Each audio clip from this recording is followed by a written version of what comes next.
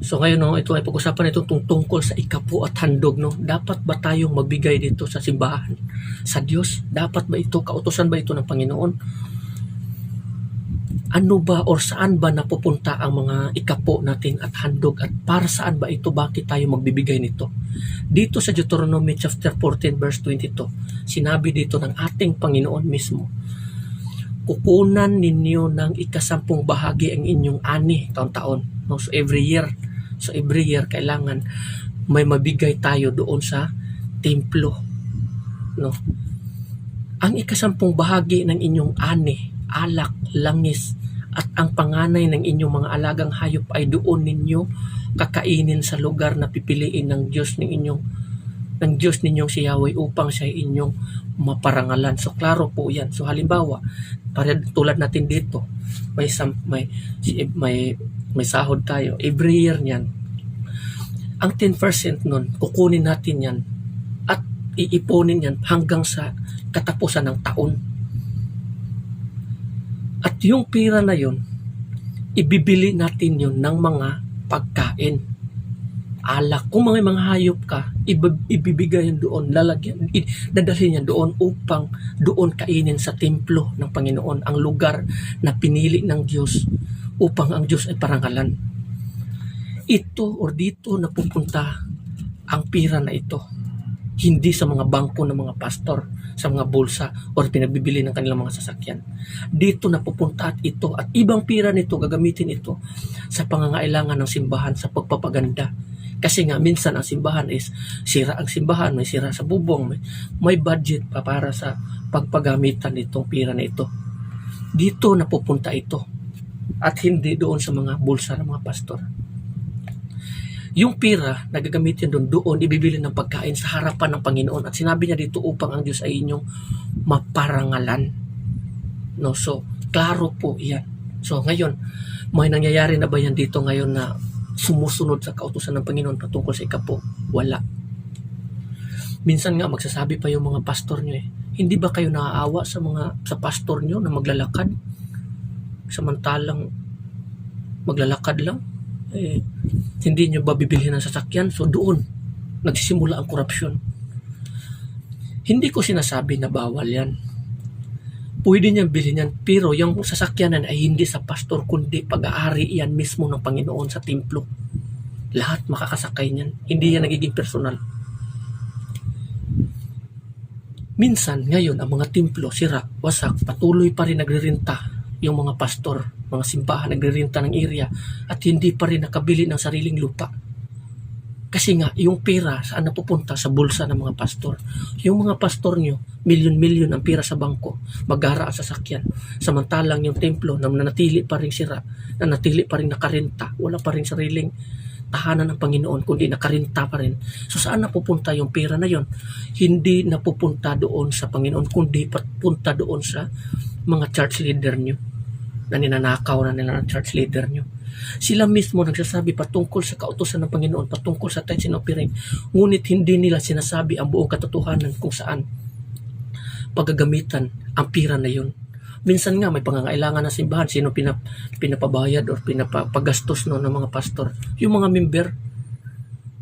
Hindi nila ginagamit yung pira na galing sa mga tithes and offering na doon saan nakukunin yung pira sa pagpapaganda sa templo. Yung pira na yun every year ginagamit yun, binibili ng mga pagkain para doon ihahanda sa piniling lugar ng Panginoon ang templo ng Diyos. Dito sinasabi sa Deuteronomy chapter 12 verse 17 to 18, sinabi dito, ang mga ito ay maaari lamang ninyong kainin sa harapan ng inyong Diyos ninyong si Yahweh sa lugar na pipiliin niya. Maaari ninyong makasalo ang inyong mga anak, mga alipin at mga levita bilang pagdiriwang dahil sa pagpapala ninyo sa inyo. So, itong mga pira na ito gagamitin lamang doon sa pinipiling lugar ng Diyos, doon sa templo. Yung mga pira na nga yan, ibibili nyo yan ng mga hayop. Doon yan kakainin sa loob, sa templo ng Panginoon upang ang Diyos ay parangalan, upang ang templo may pagkain. Hindi yan sinasabi dito na kakainin niyo sa inyong mga tahanan o inyong bahay, hindi. Kundi sa lugar na pinili ng Panginoon upang siya ay parangalan, upang ang templo ay may pagkain. At yung ibang pira na ngayon, sinabi ko na, gagamitin niya doon sa pangangailangan ng simbahan upang may budget ang templo, may budget ang simbahan. Pampaganda, pagandahin ng todo kasi tahanan niya ng Panginoon, ipapagandahin niyo. Yung may mga sirang bubong, yung pira na yun gagamitin niya doon, pampaayos ng sirang bubong. Hindi tulad ngayon, may mga sira yung templo, sino pinapagastos ng mga pastors, yung mga member nila. Yung mga member nila, kaya naman gumastos niyan. Samantalang yung pira na yun ng mga tithes and offering na yun sana yung pira gagamitin doon, binubulsa na nila, pinupunta na nila sa kanilang mga bangko. Tingnan mo yung mga pastor nyo, milyon-milyon yung pira sa account. Samantalang kanyang mga member, pinapahirapan nila, samantalang sila yung mayaman, maganda yung sasakyan. Tama ba yun? No? So dito sa kasulatan sa Hageo chapter 1 verse 4, sinabi dito, tama ba na naninirahan kayo sa mga magaganda at maayos na bahay, ngunit wasak na wasak naman ang aking templo? So, ito naman, patungkol naman ito sa mga member na mga taong hindi naman nagbibigay ng ikapo sa Panginoon, sa kanilang mga kita. No? Tignan mo yung mga member nila, no? Mga tao, ang yaman, ang ganda ng bahay, abalang-abala sa papaganda ng bahay, pinapaganda, pinapaayos lahat ng mga pinapaganda nila ng todo, samantalang ang templo nananatili pa rin nagrirenta, wasak, sira, hindi maganda, mga jealousy, sira, yung mga bintana, sira, yung bubong, sira. Tama ba ito? Ang sabi ng Panginoon, tama ba ito? Samantalang kayo, napapaganda kayo sa inyong mga bahay, samantalang ang templo ng Diyos ay sira dahil nga pinagnakawan niyo ang Panginoon sa anong paraan, sa tithes and offering, hindi kayo nagbibigay. Kung nagbibigay man ito, ang mga pastor naman may mga problema. Kasi nga, hindi sila nagbibigay ng pira para sa pagpapaganda at pagpaayos ng simbahan. Kasi nga, abala sila rin sa pagnanakaw nito. At ibinubulsa nila ang pira doon sa kanilang mga bangko. Ginagamit nila yon, papasyal. Lahat na nito, papunta sa abroad, o papamasahe, o saan man na mga binibili ng sasakyan. Samantalang yung templo nila, sila yung sila yung pinili ng Panginoon para mamahala doon sa templo sa pagpapaganda, hindi nila nasunod. 'Di ba? Ninanakawan nila yung Panginoon dito sa Haggai chapter 1 verse 9 sinabi dito, umasa kayong aani ng masagana, ngunit kayo'y nabigo. At ang kaunting ani na inuwi ninyo ay akin pang isinambulat. Ginawa ko yan sa inyo sapagkat abalang-abala kayo sa pagpapaganda ng inyong mga bahay, samantalang ang templo ng aking tahanan ay pinapabayaan ninyong wasak. Klaro, totoo ito. No, totoo ito. Wasak ang templo ng Panginoon. Makikita niyo yan sa sira-sira yung atip, yung bubong, walang mga bubong, walang mga yung tawag yun sa mga gilid-gilid. Walang maayos na upuan. Pag umuulan, basa, sira. Tama ba ito? Samantalang nakatira kayo doon sa magagandang bahay niyo. Problema rin sa mga pastor, pinagbabawal nila. Hindi na hindi na mahalaga hindi na kayo magbibigay ng kasampu.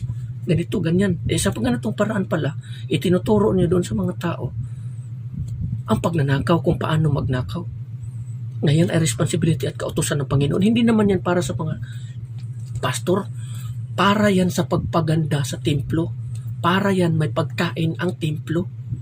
Klaro po ang sinasabi dito sa simbahan, dito sa kasulatan, upang matugunan ang pangangailangan ng simbahan. Kung sasabihin nyo, hindi na mahalaga yan, hindi na kayo, kung ano lang mabigay nyo, itinuturuan ninyo ang mga tao kung paano magnakaw. Kayo mismo, ninanakaw nyo na nga yung mga tithes and offering, tinuturuan nyo pa yung mga member nyo paano magnakaw. Ganong sistema, ang templo ng Panginoon ay mananatiling sira. Wala pa rin budget, mananatili pa kayo nakarenta. Kung may pira man, binubulsa nyo na. Anong klaseng kayo?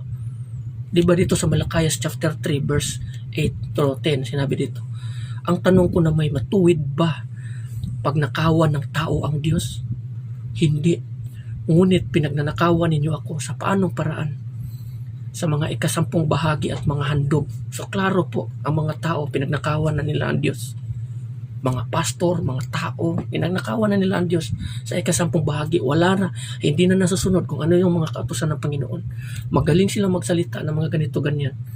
Ganito, ganyan. Hindi nila sinusunod kung ano yun, kung saan napupunta ang tithes and offering. Yung mga member naman, hindi na rin nagbibigay. So sa ganitong paraan, ang buong bansa, ang buong mundo, hindi na nagbibigay. So sa ganitong paraan, ninanakawan nila ang Panginoon.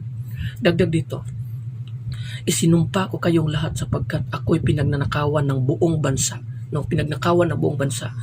Dalhin ninyo ang buong buo ang inyong mga ikasampung bahagi sa tahanan ng Diyos upang matugunan ang pangangailangan sa aking tahanan.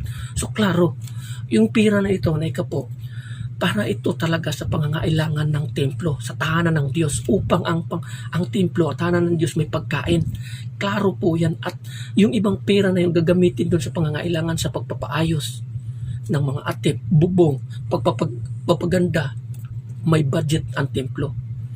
Yung mga tao hindi na nagbibigay, yung mga pastor naman, yung mga pera hindi na ginagamit kasi nga mas pina-priority nila na sila na yung gagamit noon at binubulsa na nila, binabank account na nila kasi nga sila may target sila, bibili tayo ng sasakyan na ganito. Tama ba yun? Tama ba yun na yung mga member nyo mahihirap samantalang yung minsan nga sino yung pinapagastos ng mga church leader, mga member nila, yung mga pera ng tithes and offering, binubulsa na nila, hindi na nagagamit doon. Tama ba yun? Pinagnakawan nyo na ang Panginoon, ginawa nyo panghangal ang mga tao. Ang mga tao rin, pinagnakawan nyo na ang Panginoon, ginawa nyo panghangal ang Diyos. Pinagnakawan nyo, klaro po yan. No? Sabi dito, subukan ninyo ako sa bagay na ito kung hindi ko bubuksan ang mga bintana ng langit at ibubuho sa inyo ang masaganang pagpapala. So klaro po yan, no? Ibigay po natin ito. Hindi ito para sa mga, kundi itong pera na ito, gagamitin ito upang matugunan ang pangangailangan ng templo. Matugunan ang pangangailangan ng simbahan, ang templo. Upang may pagkain, ayon sa kautusan mismo sa ating Panginoon, upang tayo ay may respeto at may takot sa Panginoon kung paano natin susundin ang kanyang kalooban. No? So hanggang dito na lang, maraming salamat. And God bless everyone. Amen.